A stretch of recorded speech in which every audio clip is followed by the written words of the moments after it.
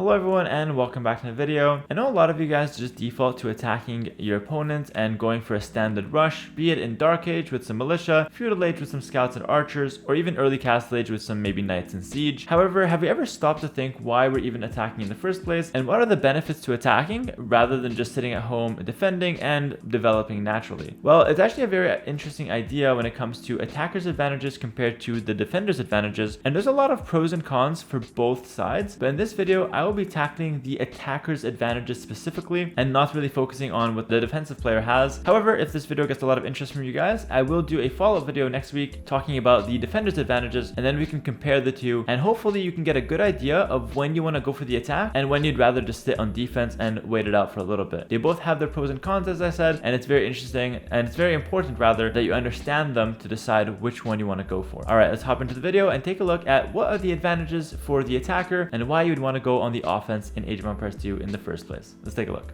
Alright guys, before we start, you know I don't do any sponsors on my videos or anything like that, but I just want to give a quick shout out to myself, which is my Twitch stream. I'm live streaming like almost every day on my Twitch channel, link in the description below. I don't want to waste you guys' time with any sponsored stuff or anything like that on the channel, but I would like to see some new faces around my Twitch stream. It's always lovely to see new people, especially coming in from YouTube over there, and I can interact with you guys live as I play a ton of 1v1 high-level Age of Empires 2 games, or if I'm casting or playing a tournament, that's always interesting as well. So check me out there if you haven't already. It's all free, of course. Alright, let's hop right in, and for real this time.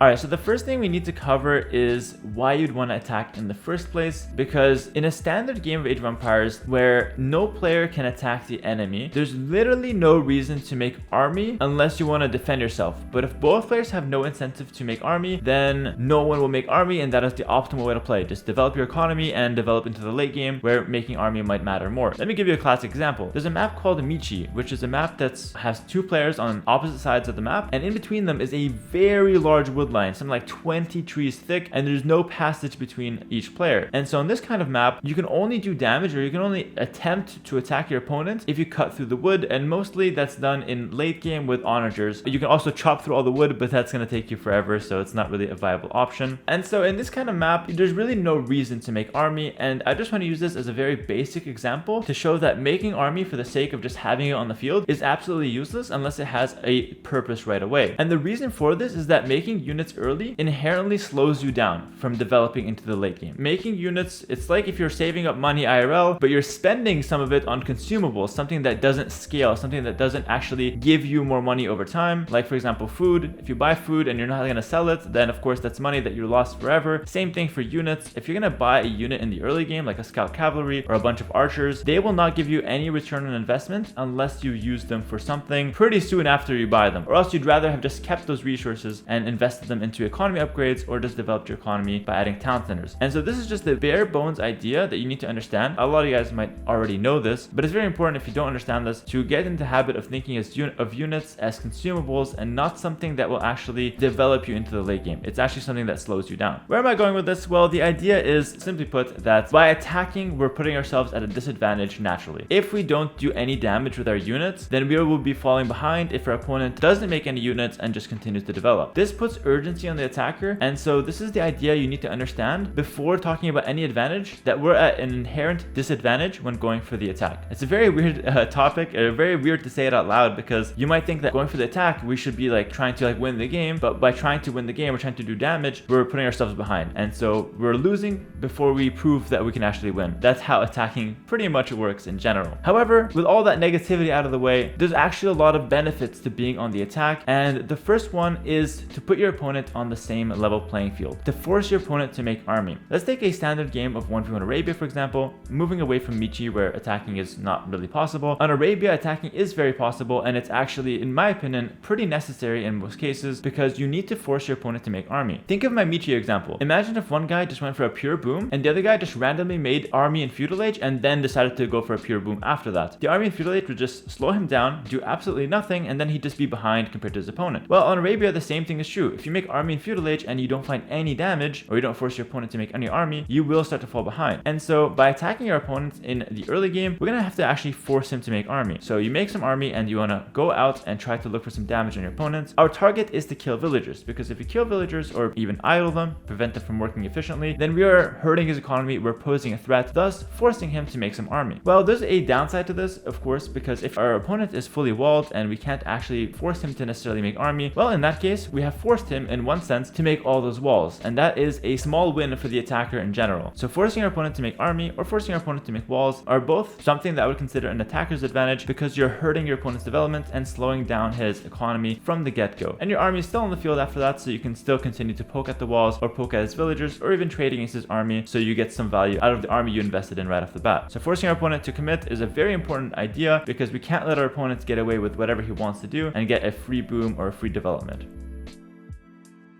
The second benefit of attacking, and this one is a pure benefit to attacking, that you won't get this advantage if you're just fighting in the middle of the map. You really want to be fighting near your opponent's base, because this gives you a chance to harass his economy. Think of it this way: if you're fighting in the middle of the map, no one will lose any economy. If you're fighting at his base, he has the chance to lose economy, but you have zero chance to lose any economy, because even if you lose the fight and you take a bad trade, you're still fighting at his base, and so he has no chance to like just kill your villagers randomly during the fight, or even if you decide to back off, he has to run all the way across the map to then start hitting your economy and start to disturb you. And so naturally, by attacking, we're putting ourselves in a position where we're able to kill a few villagers before or after the fight, and if we see a bad fight, we can easily just pull back and we don't lose any economy, whereas our opponent doesn't have that luxury. If he's got a bad fight, or if he is forced to take a bad fight, let's say he decides not to take it, well then we're in a position right away to start attacking his economy, start picking at his villagers, start picking at his buildings, whatever the case may be. So being on the attack and even fighting near your opponent's base gives you this chance to harass his economy and keeps your economy safe back home.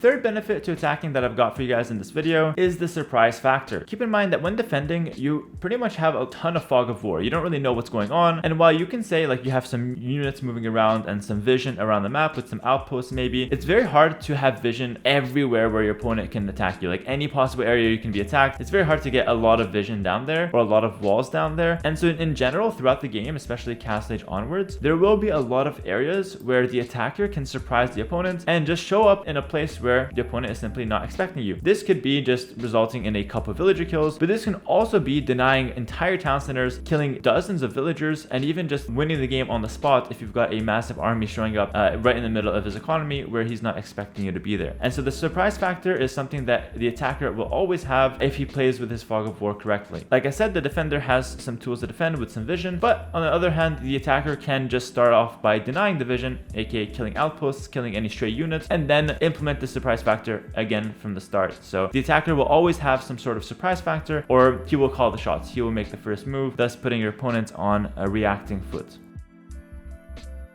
Alright guys, moving on to the fourth benefit for attackers. This is my personal favorite because I feel like this is actually the most impactful tip, so pay close attention to this one. And this one is going to be the idea that as the attacker, you get to pick where you attack from. It sounds really dumb because you can say like, okay, you get to pick where you attack from. What does that help me with? If I pick where to attack, my opponent is close, you can just react. Well, the whole idea is that you can pick the position to attack your opponent, not only just to surprise them as you showing up there, but even if you just claim that position and tell your opponent you have to fight me here or else I'm not going to fight you, is a very daunting factor. Think of it this way: you can take the position on a massive hill close to your opponent's map and just start to launch a siege push from that hill. Your opponent can't necessarily ignore you because you're next to his economy, you're attacking him, and if he tries to fight you, you will have the hill advantage, giving you a massive advantage because we all know how strong that hill can really be. Of course, it gives you 25% more damage and lets your units take 25% less damage if you're fighting from the top of a hill. A massive difference both for siege and for units. But it's not just that though. You don't have to fight at the top of the hill as the only positional advantage. You can even fight next to one of his gold spots. How uncomfortable and awkward it is if you're defending to have to defend near your main gold. Imagine if you're so tight where your villagers are moving around trying to collect gold, and you've got your army nearby and you've got the enemy army nearby, and the enemy can attack your army, attack your villagers. It's all just so clumped up, and forcing fights near your opponent's main gold, for example, or main stone, or whatever the case may be, can cause a lot of idle time, can cause your opponent to pull his villagers away from there, giving you some pretty big advantage, or even resulting resulting in your opponent losing the fight and then losing his gold right away with no time to react. This is such a massive difference when it comes to attackers versus defenders advantage, and this is, in my opinion, the most impactful thing to look for when you're on the attack, and one of the things that makes some strong players so formidable on the offense, because they're so good at picking the place where they want to fight and not letting you fight them anywhere else. So it's a really important thing to understand, especially if you like to go for that aggression.